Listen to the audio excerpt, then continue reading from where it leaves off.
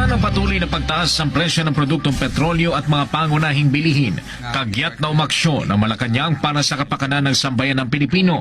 3 direktiba ang ipinalabas si Pangulong Rodrigo Duterte upang maibsan ang pasanin ng publiko.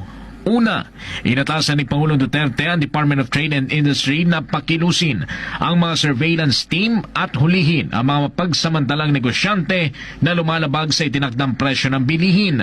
Pangalawa, ay inatasan ni Pangulong Duterte si Labor Secretary Silvestre Bello III na alamin kung dapat itaas ang minimum wage ng mga manggagawa sa bawat rehiyon. At pangatlo, ay inatasan ng Department of Energy na maghanap ng murang langis sa mga bansang hindi miyembro ng OPEC kabilang ang Russia. Just make sure that you realize and understand the importance of oil and how it would affect all nations. Talaga